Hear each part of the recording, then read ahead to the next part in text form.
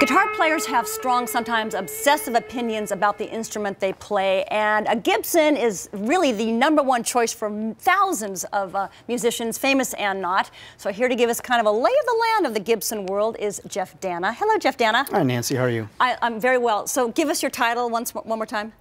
I'm known as an entertainment relations professional. Cool job. Cool job. Very, very cool job. So Gibson was founded in the late 1800s in Kalamazoo, Michigan by Orville Gibson. That's Is correct. that basic history there? Let's start with, what is a Gibson guitar known for? Why do musicians want to play a Gibson? I mean, quite frankly, it's the sound. The sound that you get out of a Gibson you can't get out of any other guitar. Right. And is it hard to explain what that, I mean, I guess you got to hear it to kind of know that. Well, yeah, absolutely. It's the musicians have a certain sound that they're looking for, and when they pick up one of our guitars, it just hits the spot. It's the sound that they've been looking for. It's a sweet spot. And you were saying earlier that the sound changes over time. It doesn't stay exactly the same. Yeah, our guitars, the more you play them, the better they sound. Like a good shoe. It fits better. Like fine wine. Like fine wine, like fine wine. So the showrooms, I think you said there was like 15 showrooms worldwide, 8 satellite offices. Correct. Yeah, we have 15 globally, 9 of them in North America. Okay. And we have 8 satellite offices around the globe. I mean, Seattle's a music town, but there's a lot of music towns. Why did Gibson want to open up a showroom here? You know, our showrooms are in all of the kind of the sweet spots around the globe of where the music industry really has a strong vibe. So in North America, we have showrooms in Seattle, Los Angeles, Austin, Nashville, New York, Orlando.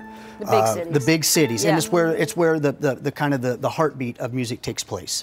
So what goes on in the showrooms? What happens here? Because it's a really great space. Yeah, it's a really great space. It's where we are able to work with the artists that are part of the Gibson family, or those artists that we want to bring into the Gibson family. Right, right. And I mean, there's a real great list of musicians who play Gibsons. Let's start with the some of those top ones. Kind of the top ones that everybody knows about would be Jimmy Page, Slash, B.B. King. And do they play them exclusively? That's what they play as Gibsons? That's what they play. Wow. That's exactly what they play. And what are some of the local Seattle musicians that you know that have kind of become part of the Gibson family? Sure. You know, Mike McCready of Pearl Jam is one. Duff McKagan is one.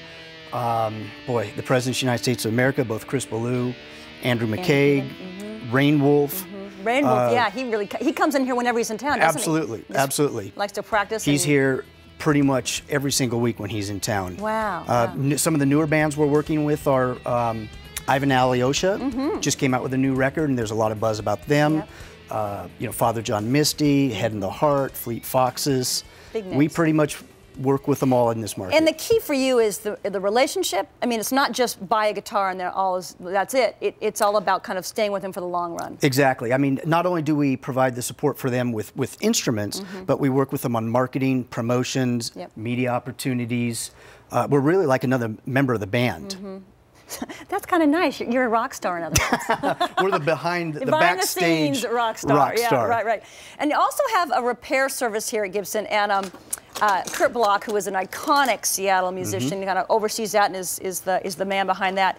Do you have any good repair stories that have happened with Gibsons? Well, yes, we have one that the Kings of Leon were over in Glastonbury for a concert, and there were some issues with the sound, and one of the guitar players threw his guitar onto the stage, and it broke.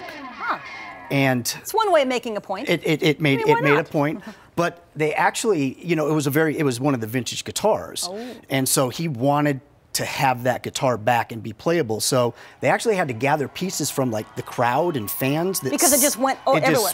Yeah, it went everywhere. And they were able to send the guitar back to our repair facility, actually in Nashville. Oh, yeah, okay. And they were able to put it back to like new playability. And he plays it to this day. Oh, wow. That's pretty incredible. Yeah. That's amazing. He kind of like had a panic when he first... Once he realized what he had done. Realized what he'd done. Right. That happens with so many of us, isn't it? You're like, oh, why did I do that? Yeah. Well, luckily you guys are there to pick up the pieces, literally. Exactly. Well, thank you so much for letting us invade Gibson. It's really so cool to be here. We love this space. We actually want it to be our studio. We'll be talking about that and lots more about Gibson you can link to on our homepage. Nicely done. Do you play the guitar? Very poorly. So cut that.